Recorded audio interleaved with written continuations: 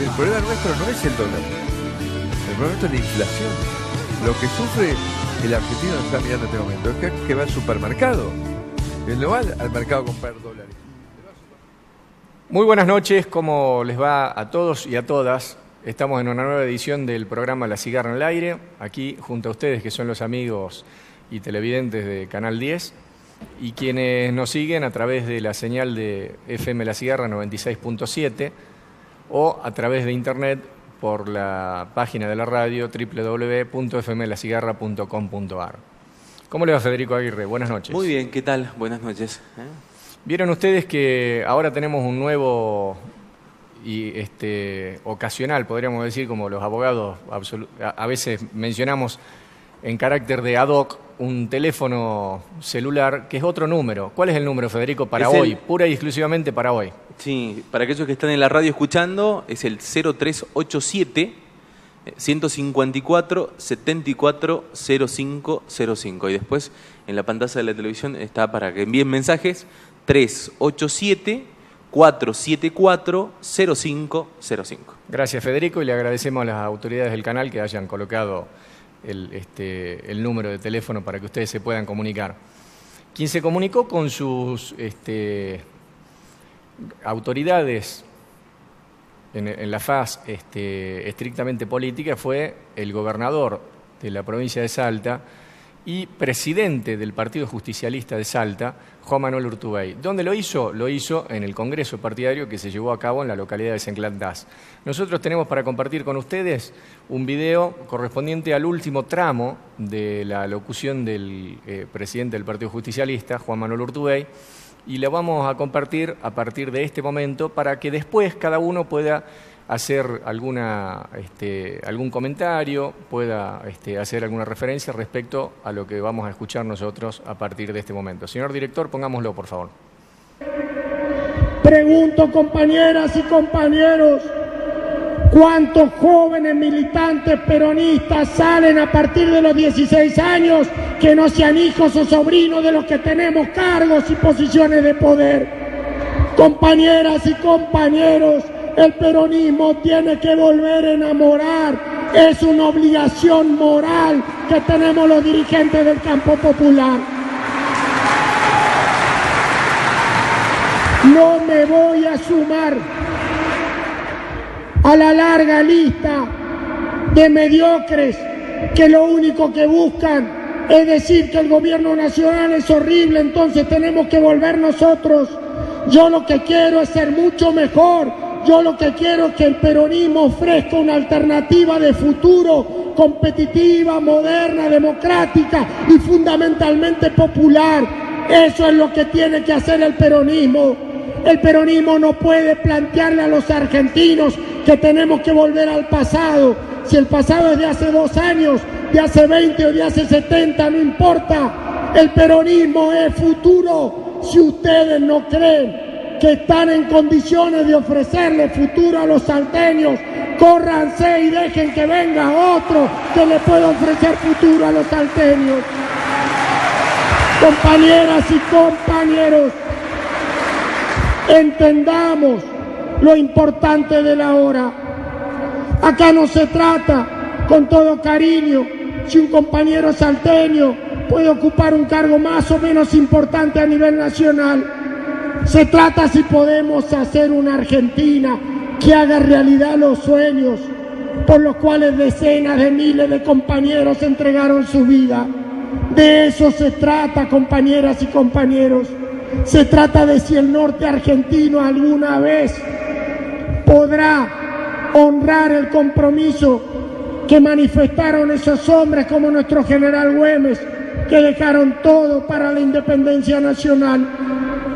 Hace 200 años que la Argentina ya empezó a mirar para otro lado, y eso es producto de la impotencia nuestra, que no hemos podido desde nuestra región pararnos y poder decirle al pueblo argentino que el norte existe. Compañeras y compañeros, el gran desafío que tiene el peronismo en la Argentina es expresar una Argentina federal, es entender que la variable de ajuste no son los trabajadores, es entender que el equilibrio de las cuentas no se hace por ajuste, sino por crecimiento y desarrollo económico y productivo. Es entender que las políticas monetarias no resuelven los problemas sociales de la Argentina, los resuelve una producción competitiva que puede incluir a más y más y más trabajadores. Ese es el gran desafío que nosotros tenemos que plantear en la agenda. Compañeras y compañeros, el peronismo no puede ser una expresión política que lo único que hace a nivel de toda la Argentina es tratar de ensayar las defensas judiciales de los que se robaron hasta la ceniza de los ceniceros. He anotado algunos párrafos del gobernador, pero voy a empezar por el último, casualmente para no olvidarme inclusive de lo que voy a analizar.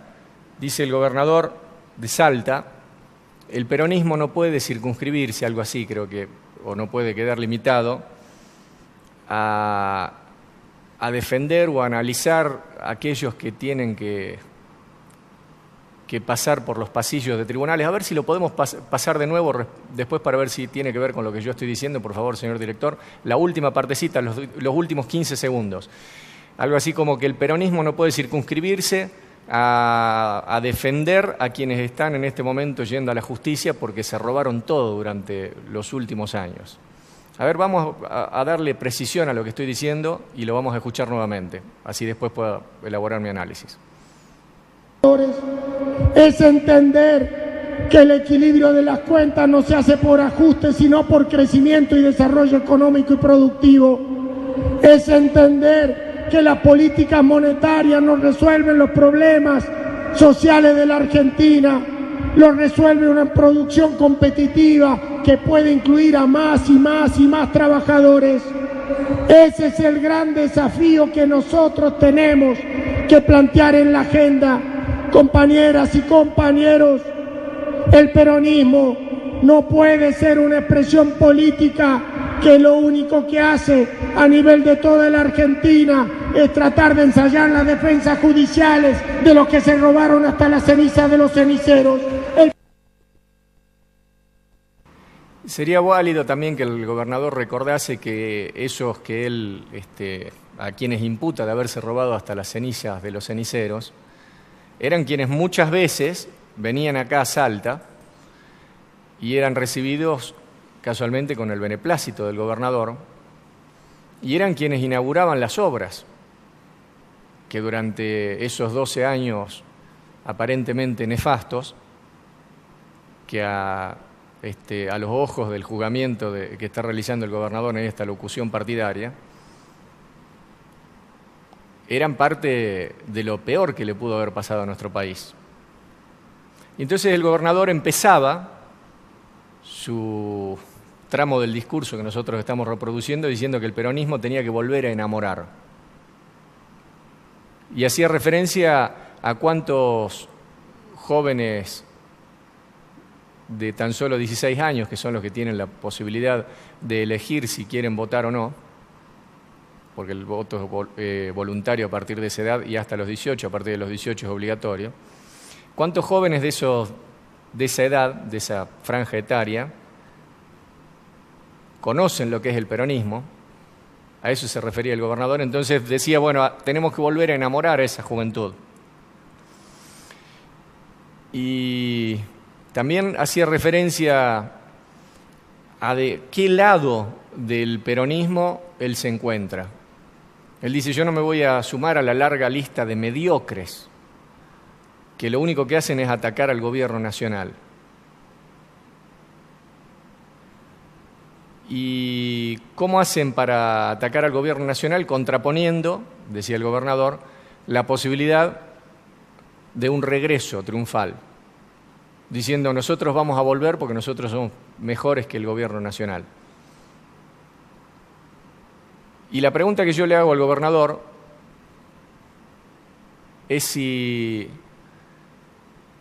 una actitud de quien acepta todo lo que el gobierno nacional imparte, inclusive yendo contra a los supuestos principios ideológicos, no es una actitud de mediocre, no es una actitud de oportunista y no es una actitud de quien de alguna manera opta por la comodidad de no levantar la voz en contra del gobierno nacional, entendiendo cuáles son las armas con las que cuenta. En una provincia que tan solo produce el 23% de su riqueza, de sus ingresos, y que depende del 77% del gobierno nacional, la actitud cómoda es decir, bueno, está bien, yo en aras a la gobernabilidad voy a aceptar todo lo que el gobierno nacional imparte. Entonces él dice, yo no soy de los mediocres que dicen vamos a volver nosotros porque lo hicimos mejor. Pero es que durante los 12 años del gobierno de Urtubey nosotros fuimos engañados por el gobernador cuando nos decía que lo que estaba haciendo el gobierno de Cristina era lo mejor. En otro momento dice el gobernador, córranse y dejen lugar a otros. ¿Y quiénes son los otros? ¿Quiénes son aquellos que pueden llegar a enarbolar las banderas de los más necesitados, aquellos que se oponen a la reforma jubilatoria, aquellos que se oponen a la existencia de presos políticos en nuestro país, aquellos que se oponen a la reforma laboral tendiente a la flexibilización y a la precarización laboral, aquellos que se oponen a un reparto desigual en materia fiscal, o aquellos que aceptan todo eso, aquellos que directamente en una posición de no discutir nada con el gobierno nacional, entendible dirá alguno, bueno, ¿qué querés? Si no, no pagan los sueldos. Aquellos que en esa posición de no discutirle nada al gobierno nacional, insisto, mandan a sus diputados y a sus senadores a transformarse en un conjunto de dadores voluntarios de gobernabilidad, sin recibir nada a cambio y tampoco sin exigir nada a cambio. Y después, por último, Urtubey hablaba de Güemes y decía que hace 200 años en nuestro país se sufre una situación que no tiene nada que ver con el federalismo, es verdad, coincido en eso, pero recordaba a Güemes. ¿Y recuerdan ustedes cómo fue traicionado Güemes? ¿Quiénes traicionaron a Güemes? ¿Qué poder indirectamente instituido en nuestra provincia traicionó al general Güemes? Fue la oligarquía, fue el poder económico. Ese fue el poder que se alió a los españoles y terminó con la muerte del salteño más representativo, podríamos decir así, a lo largo de toda la historia de esta provincia. Y en ese orden de ideas, Urtubey hablaba de generar una corriente federal peronista. Pero ¿cómo se generan las corrientes federales? Me gustaría preguntarle al gobernador de la provincia. ¿Se generan desde la mera intención, de una forma absolutamente propositiva, o teniendo en cuenta la realidad, y la única realidad que talla en la política es casualmente la realidad electoral? ¿Detrás de quién deben encolumnarse los peronistas? ¿Detrás del gobernador de Salta? ¿Detrás del gobernador de Tucumán? ¿Detrás de Sergio Massa? ¿Detrás de Diego Bocio? ¿Detrás de Florencio Randazzo? ¿Detrás de quién deben encolumnarse? ¿Cuál es la persona indicada para conducir, con sus votos y con el espaldarazo político que eso significa en el contexto nacional, la renovación del peronismo? Porque si hablamos de renovación, tampoco en Salta ha habido mucha demostración al respecto. Y en ese sentido, nosotros con el propio gobernador de Salta, que había dicho que durante su primer mandato iba a tener ese solo ejercicio del poder en la provincia. Después se terminó quedando 2 mandatos más. Entonces no hubo renovación. Federico, ¿hay mensaje ya? Sí, dice, el peronismo va a resurgir cuando se vaya el panqueque de Urtubey. Esto lo dice Ana. Y otro mensaje que dice, capaz que Urtubey hablaba del fondo de reparación que rifó el Tolo. Esto lo dice Luis. Otro mensaje que dice, el que se tiene que ir directamente es él.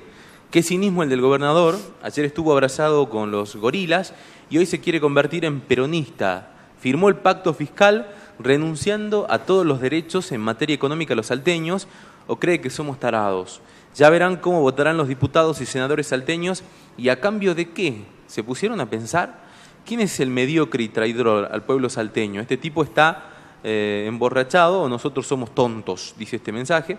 Otro que agrega, ¿qué hace el frente del Partido Justicialista, en el frente del Partido Justicialista, una persona que por sus dichos y sus acciones solo puede ser un títere manejado desde Nación en detrimento de todos y cada uno de los salteños? Esto lo dice Claudia Díaz. Y otro que dice, Emiliano, llámalo como es, traidor. Dice otro de los mensajes que llegaba. Vamos a seguir escuchando entonces parte del discurso del gobernador en lo que fue su presentación como presidente del Partido Justicialista, para entender cuál es la idea de la conducción del Partido Justicialista, o al menos de parte de la conducción. Pero no estoy hablando de parte de la conducción de un congresal, casualmente, de algún departamento de la provincia. Estoy hablando del presidente. Entonces, tenemos que entender que esto que estamos escuchando es el discurso que puertas adentro se imparte en el Partido Justicialista de la provincia de Salta en la actualidad. A ver, señor director, pongámoslo. Sigamos, por favor. El peronismo es otra cosa. El peronismo es futuro. El peronismo es entender que nosotros tenemos que hacer que la política argentina vuelva a tener al peronismo como su actor fundamental. Y no lo vamos a hacer porque los otros sean malos, aparte de que puedan o no serlo. La subestimación del adversario político es un error inadmisible en ninguna circunstancia. Nosotros tenemos que construir, y lo primero que hay que construir es el vínculo del peronismo con la sociedad. Compañeras y compañeros, no alcanza con las viejas e inveteradas prácticas políticas.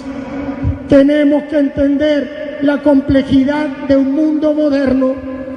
La gran virtud que tuvo el general Perón fue hablarle a las masas de la Argentina, rompiendo la intermediación de la burocracia partidaria.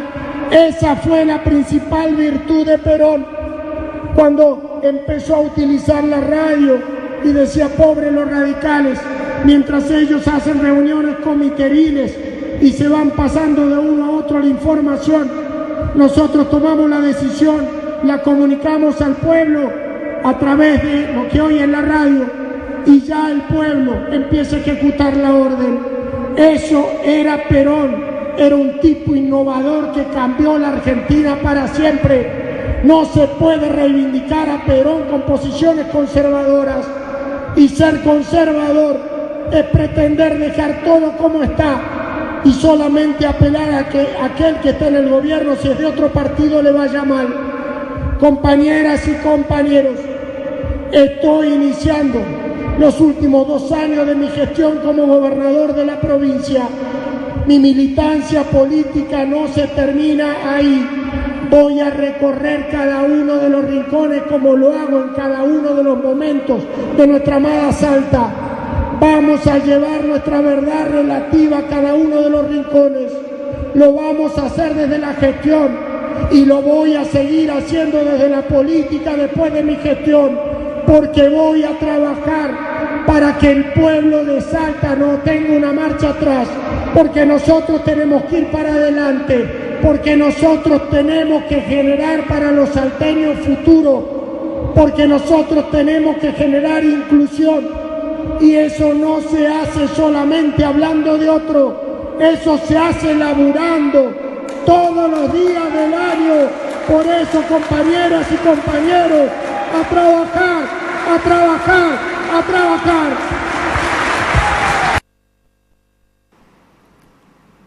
Acá me interesa resaltar que Urtubey dice que la política argentina vuelve a tener al peronismo como actor fundamental. ¿Y cuál es la razón por la cual la política argentina tuvo en los últimos tiempos, desde el 2015 hasta la fecha, al peronismo como actor fundamental? La razón es que el peronismo se desintegró, y se desintegró porque dentro del propio peronismo, insisto, una concepción amplia desde el punto de vista político que incluye al Partido Justicialista, pero no excluye a otras expresiones del campo nacional y popular. El peronismo se desintegró, se fue desintegrando, porque la conducción del pejotismo dijo, bueno, nosotros no nos juntamos con esto. Y fíjense ustedes lo que pasó en la provincia de Buenos Aires. La provincia de Buenos Aires es un ejemplo cabal de lo que pasó en cuanto a la desintegración del peronismo. Por un lado estaba Florencio Randazzo, el propio Guillermo Moreno, compitiendo dentro del Partido Justicialista de la provincia de Buenos Aires. Sacaron 6% de votos, si no me equivoco. Por otro lado estaba Sergio Massa, y por otro lado estaba Unidad Ciudadana con Cristina Fernández y el propio presidente del Partido Justicialista de la provincia de Buenos Aires, me estoy refiriendo a Espinosa. ¿Y qué pasó en la provincia de Salta? En la provincia de Salta pasó algo parecido. Esa intencionalidad clara de renovación que pregonaba y continúa pregonando, porque lo estamos escuchando ahora, el gobernador de Salta, de renovar el Partido Justicialista sin más que transformarse en una propuesta de intencionalidad, pero sin renovación efectiva, condujo a que el Partido Justicialista esté a punto, inclusive, de no meter ningún diputado provincial por la capital, que se tenga que aferrar a lo que históricamente había sido una, podríamos decir así, una reiteración electoral, que es la obtención de bancas en la mayoría de los municipios. Porque la otra vez, por ejemplo, le escuchaba al diputado nacional Pablo Cosiner decir, no, pero a nosotros no nos fue tan mal. Nosotros ganamos mucho, obtuvimos muchas bancas de diputados en la provincia. Se hacía el dolobu como perro que lo estaban peinando. Miraba para otro lado, se olvidaba que habían perdido la capital, la senaduría. Que habían perdido en la capital, habían salido terceros en materia de cargos a diputados provinciales. Que habían perdido en la capital en materia de cargos a concejales.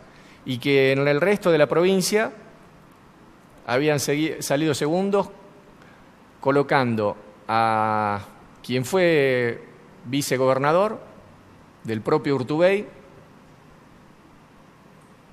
y que había perdido contra un novedoso candidato que representaba al gobierno nacional como el periodista Martín Grande. Entonces Urtubey hablaba de que el peronismo sea el actor fundamental y también decía que la complejidad de un mundo moderno ameritaba desarrollar este tipo de estrategias políticas. ¿Y cuál es la complejidad del mundo moderno? El mundo moderno al cual hace referencia el gobernador es el mundo de la flexibilización laboral, el mundo del discurso macrista que nos quieren hacer creer en el sentido de que los jubilados, si quieren que se jubilen a los 70 años y si no, que sigan laburando, porque una persona necesita trabajar, decía la otra vez Basavilbaso del del PAMI, del ANSES, perdón, el director ejecutivo del ANSES. ¿Y cómo es la elucubración mental que tiene ese tipo de discurso? Es absolutamente antiperonista. Entonces se da de frente con lo que casualmente está reclamando Urtubey. Y también decía el gobernador que no se puede reivindicar a Perón con posiciones conservadoras. Pero la puta, si no está reivindicando a un tipo que nació ayer, reivindicar al peronismo es tener también una actitud conservadora en la política. Y las actitudes conservadoras significan conservar los principios. Y si uno se aparta de los principios y no los conserva para sí, no los desarrolla en su cotidiano, tanto en el trabajo, en la vida familiar, en la vida social, en la vida política, al frente de un cargo electivo, al frente de un cargo ejecutivo, no es que está dejando de ser conservador, sino que simplemente tiene una flexibilidad para cambiar y un día ser peronista y otro día ser casi peronista, un día ser muy, pero muy nacional y popular, y otro día decir que tenemos que volver al primer mundo.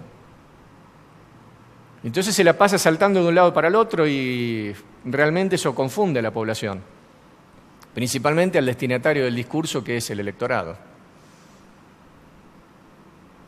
Y en otro momento, y ya le quiero dar pie a los mensajes, Federico, antes de irnos al corte, dice Urtubey que va a llevar su verdad relativa a todos los rincones de la provincia. ¿Y cómo lo va a hacer? Lo va a hacer desde la gestión.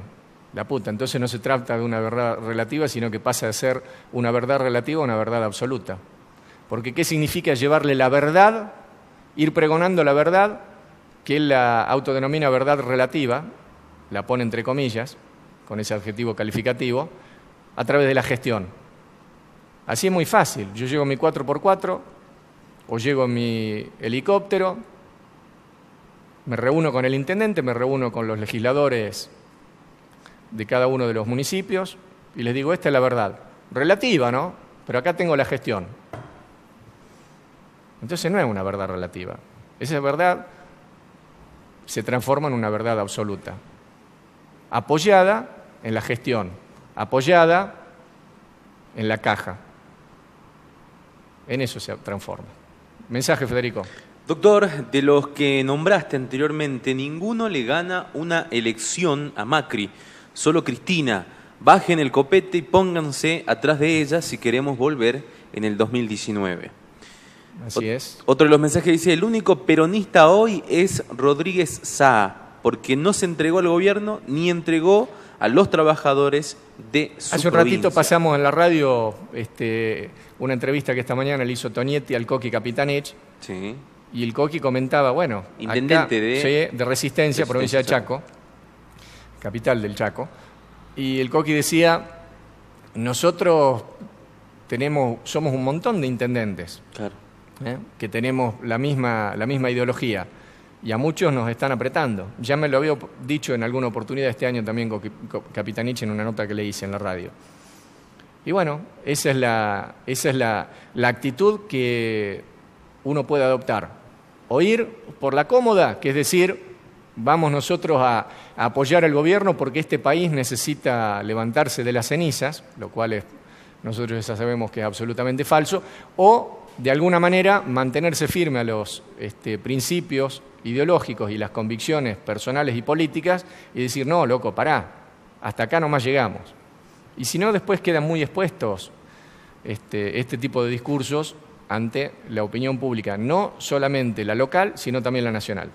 Otro mensaje que dice, tenemos un traidor que tiene que ir preso. Esto lo dice Daniel. Y otro mensaje que dice, Urtubey es un traidor desde que se casó, cambió, me entristece escucharlo, no es peronista, lo manejan como quieren, están mostrando las uñas, por eso le va mal donde van a trabajar la gente, si no hay trabajo en blanco, y los que había, él se los dio a sus amigos, dice uno de los últimos No sé mensajes. si lo tildaría yo de traidor, aparte, bueno, no concuerdo que tiene algo que ver con su vida personal respecto al casamiento, como decía el televidente. Y no sé si lo catalogaría de traidor. Simplemente nosotros lo que estamos haciendo en este análisis es tratar de alguna manera, identificar cuál era la posición anterior del gobernador y cuál es la posición actual. Las razones por las cuales él ha tenido esa variación al estilo giro copernicano, el único que lo sabe es el gobernador Urtubey. Señor director, llévenos a la tandita, ya regresamos.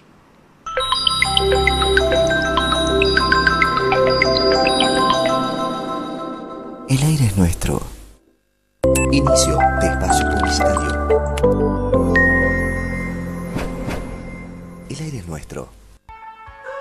Donut with miel de caña. London Tea of Coca. A new handbag, CH, de tela de jaguar. Cuando sabes inglés, unís culturas, te unís al mundo. Instituto Franklin. Inscripciones abiertas.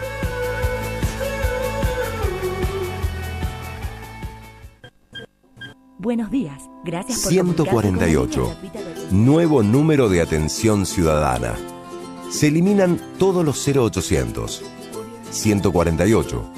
Único, gratuito y para toda la provincia. Si tenés consultas, querés sacar turnos, si necesitas asesoramiento para gestión de trámites o seguimiento de expedientes, o simplemente necesitas información, solo marcás 148 desde cualquier teléfono de lunes a viernes de 8 a 20 horas y te ayudamos. Paulatinamente, incorporaremos los principales hospitales y centros de salud de la provincia. Ahora, para tu comodidad, solo quedan el 911 para emergencias y el 148 para todos los demás servicios que presta el gobierno provincial. Estamos cada vez más cerca tuyo. Atención ciudadana. Jefatura de Gabinete. Gobierno de la provincia de Salta. Estudio Jurídico Villazón. Haga valer sus derechos. Solicite su entrevista al 431-0316.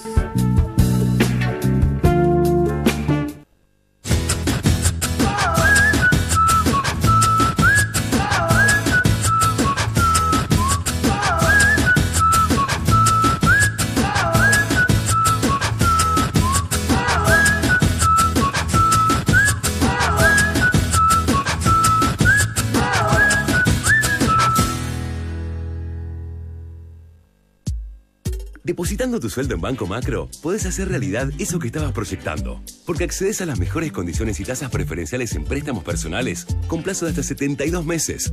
Y también en préstamos hipotecarios UVA para comprar, mejorar o refaccionar tu casa. Simula tu préstamo en macro.com.ar/préstamos y solicitalo en nuestra amplia red con más de 470 sucursales. Macro, tu banco cerca siempre.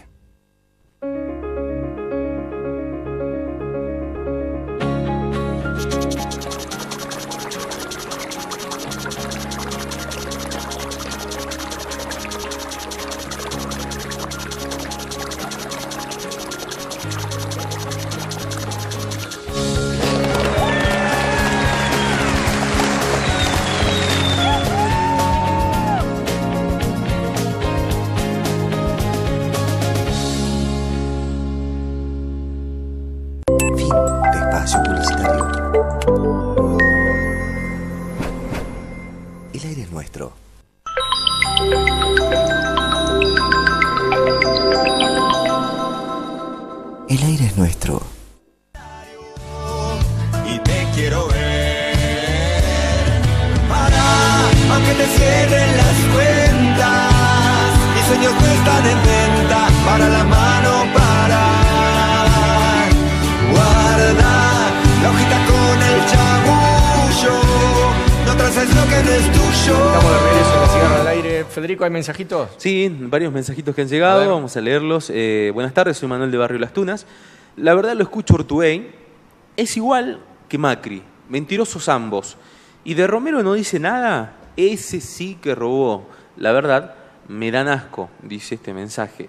Y otro de los últimos mensajes que han llegado, mensajes de WhatsApp que también llegan.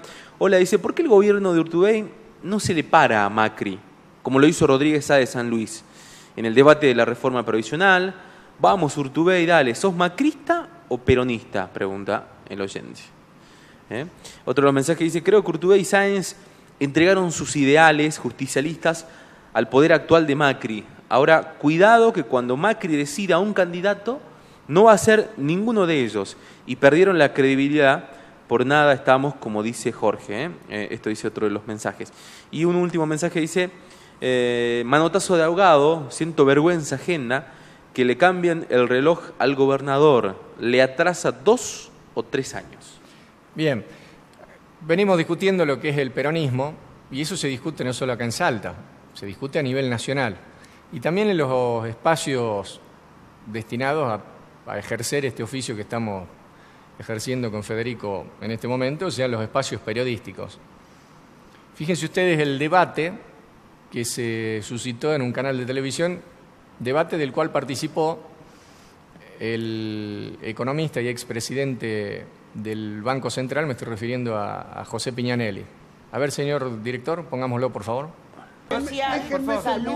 Eso ha sido el peronismo. Déjenme terminar. El peronismo ha sido progresista en el primer peronismo, luego ha sido dictatorial en el segundo peronismo, fue ultraliberal con Menem, hubo el Rodrigazos, se creó la AAA durante el peronismo. ¿Eso es un partido democrático y popular? Sí lo es. Peronista, no estoy hablando del PAN. Sí lo es. No, perdón, yo no voy a aceptar eso. Nunca el peronismo tomó el poder con la proscripción ni en contra de la democracia. Pero lo ejerció. Y todos los partidos que usted defiende sí lo hicieron. Siempre. Todos.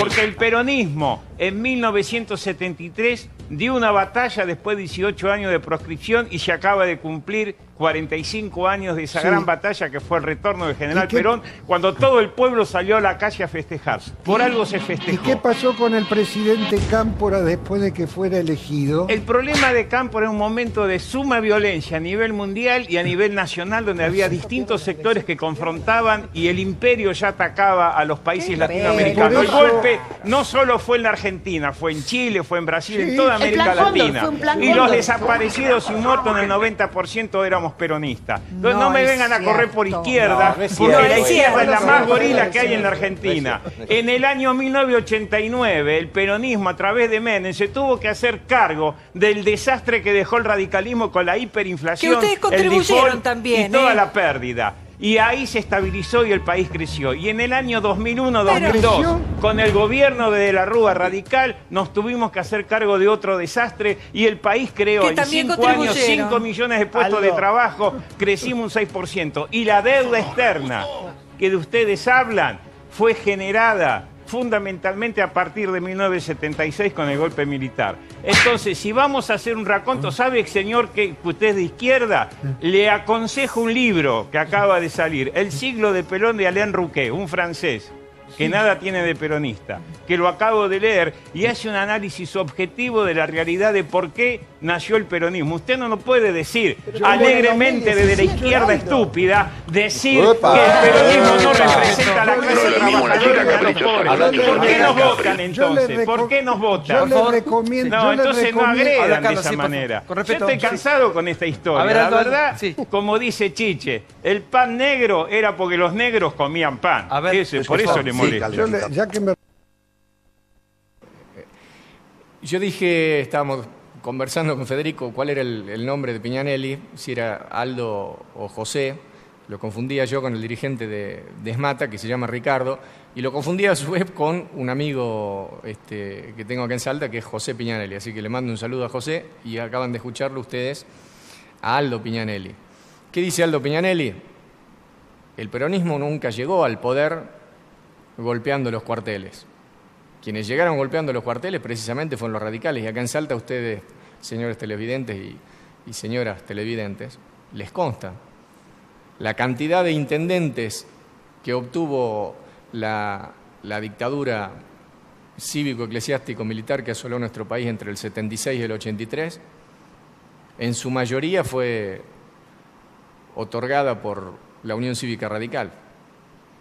Esos que se rasgan las vestiduras por diciendo que han sido los que han traído a nuestro país a la democracia en el 83. En realidad la democracia la construimos entre todos y la vamos a seguir construyendo entre todos. Mensaje, Federico. Da asco escuchar a Urtubey, ni él cree lo que dice, por eso fue a ese rincón de la provincia a vociferar y faltarle el respeto a nuestra gente que vive trabajando. Esto lo dice la señora Carmen de Capital. Y otro de los mensajes dice: soy Luis, a Urtubey no le conviene ir contra Macri porque Salta sería otra Tierra del Fuego. Sí, es verdad, pero tampoco a Urtubey le conviene dilapidar su proyecto político yendo de un lado hacia el otro y de alguna manera desorientando a propios y extraños, o tal vez orientándolos mejor. ¿Quieren saber qué es lo que pasó durante los últimos 12 años en materia de legislación laboral? ¿Cómo se ejercitó el peronismo desde el gobierno anterior? Y el peronismo tiene que ver justamente con la protección al trabajador. El real peronismo tiene que ver con eso. El real peronismo es el que está en contra de la flexibilización, la precarización y la disminución o la regresividad en materia de derechos laborales. Entonces, ¿qué es lo que pasó? A ver, señor director, pongamos este informe al aire. Desde el año 2004 al 2014 se sancionaron 48 leyes laborales. Es algo número inédito, señores. Festejen porque todos ustedes participaron en este logro de la democracia argentina. El Parlamento argentino votó 48 leyes laborales y no tuvieron que avergonzarse de ninguna. Al contrario, no fueron leyes laborales. No fueron leyes laborales donde se quitaban derechos. No fueron leyes laborales sospechadas de sobornos. Fueron leyes laborales. Fueron leyes laborales dando derechos, ampliando derechos. Algunos, como el de las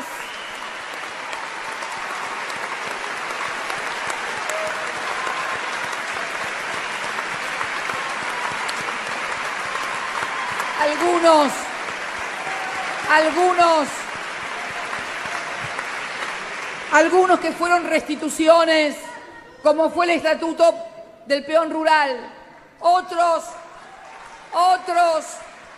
que fueron sueños que ni siquiera Evita pudo cumplir, como el reconocimiento a las mujeres que trabajan en las casas de familia, que hoy tienen dignidad, que hoy tienen aportes, que hoy tienen vacaciones, que hoy tienen seguros, que ya no pueden ser explotadas.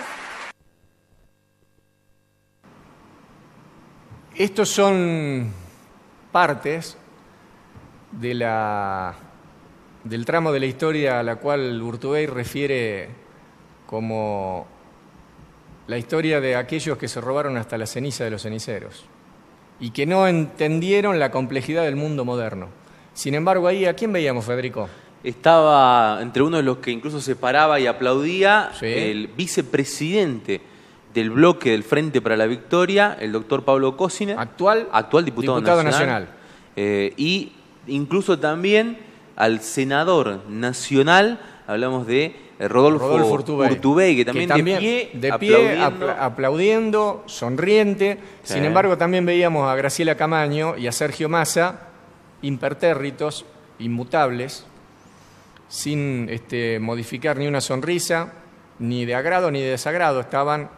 Parecían dos momias, pero los representantes salteños aplaudían de pie, porque casualmente formaban parte, ahí lo estamos viendo a Cosiner, aplaudiendo, sentado al lado del Cuervo Larroque, después en otro momento se paró, porque seguramente en ese momento los representantes salteños eran parte de esa horda de mediocres que ahora quiere volver. Ahí lo vemos a Cosiner aplaudiendo de pie, Después, en otro momento, aparece también el hermano del gobernador Urtubey, Rodolfo Urtubey, aplaudiendo también de pie y esbozando una sonrisa respecto a lo que en ese momento decía la expresidenta de la Nación, Cristina Fernández, cuando ponía justamente sobre el tapete de la discusión lo que significa el peronismo. Y esto que ustedes acaban de escuchar, esto que ustedes acaban de ver, esto es el peronismo,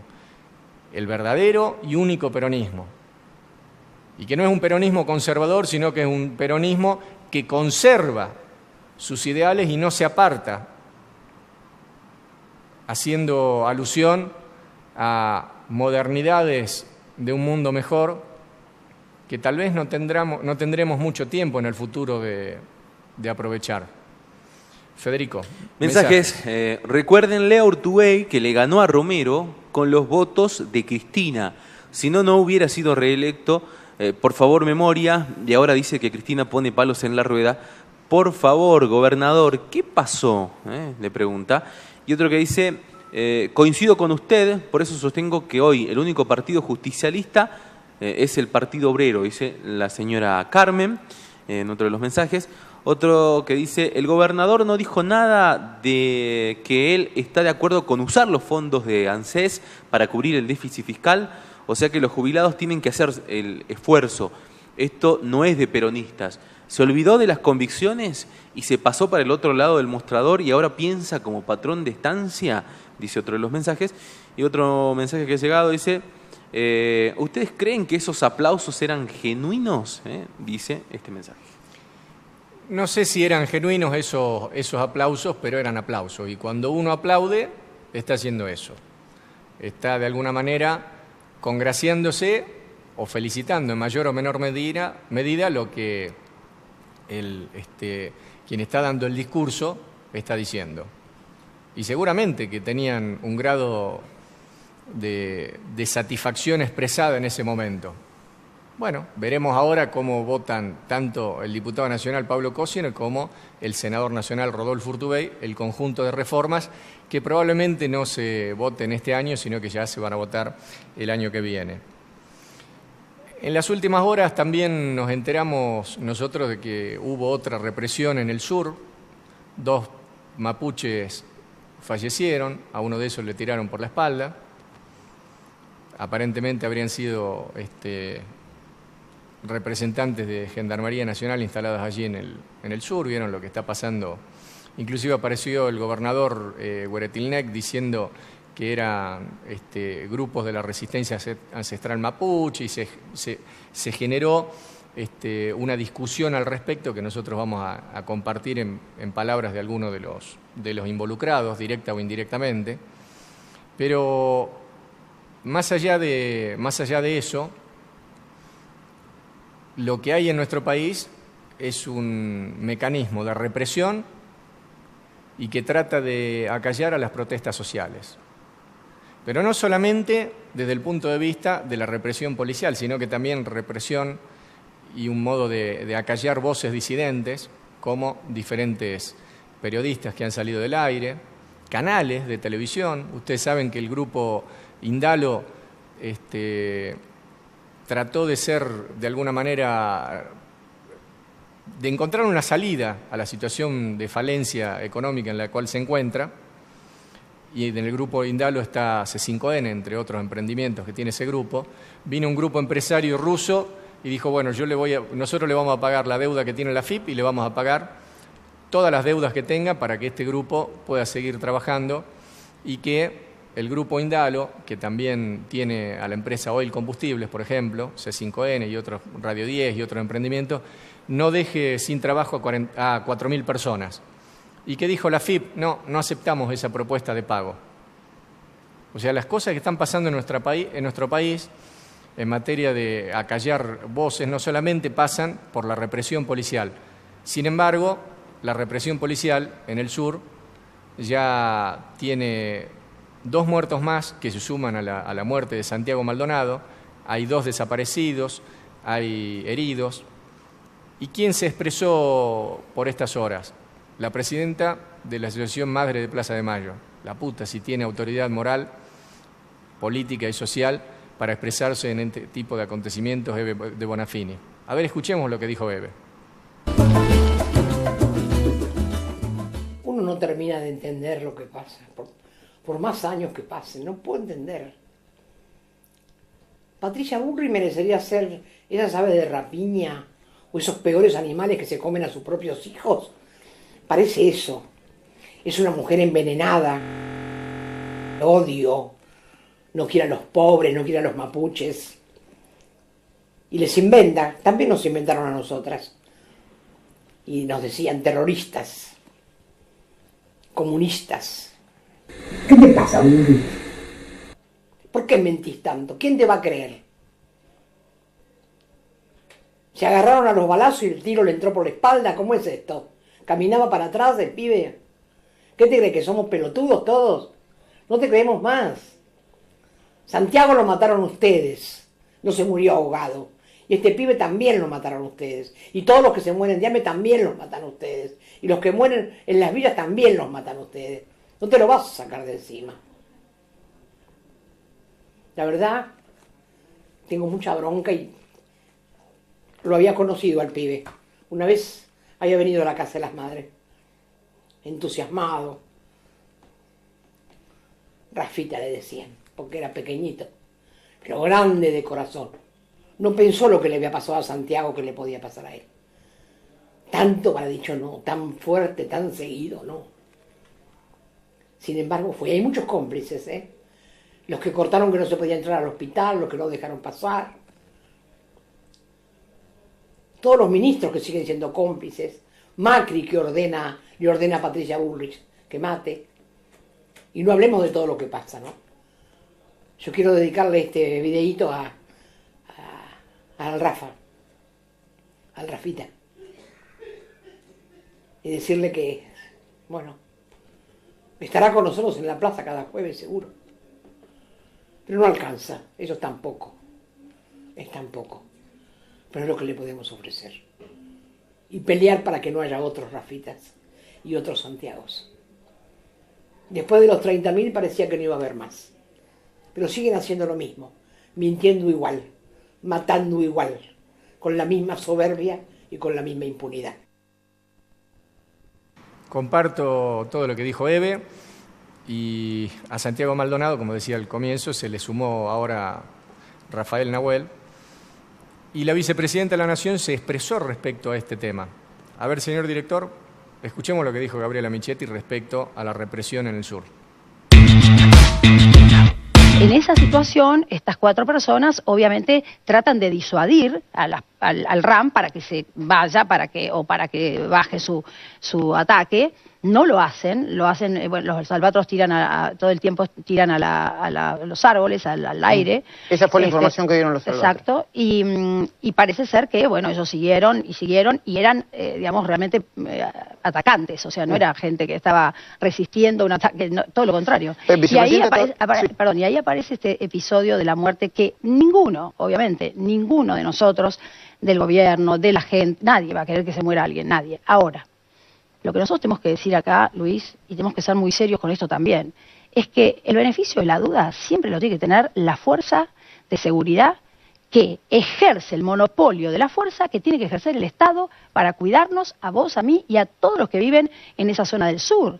Porque, digamos, si nosotros no le damos a la fuerza de seguridad primero, hasta que se sepa bien, digamos, toda la información que pasó, la causa, etcétera, el beneficio de la duda, que nos están defendiendo a nosotros, y en este caso a gente que vive en el sur y que vive permanentemente asediada con este grupo violento, porque te lo dice cualquiera que vive en esa zona, me parece que estamos haciendo las cosas mal si no lo hacemos así. El beneficio de la duda siempre lo tiene que tener la fuerza de seguridad.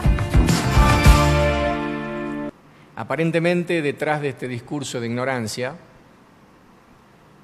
nosotros podemos, de alguna manera, compadecer a la señora. Bueno, no sabe que justamente el beneficio de la duda siempre es a favor del más débil. Y en la relación Estado, como administrador y administrado que somos nosotros resultamos ser la parte más débil. Pero, ¿qué significa este discurso? Este discurso es una introducción para que nosotros entendamos que el gobierno con nosotros puede hacer lo que se le ocurre. Chao, Federico, gracias. Hasta luego. A ustedes también. Buenas noches. Hasta mañana. Vos sos el empujón. Ayer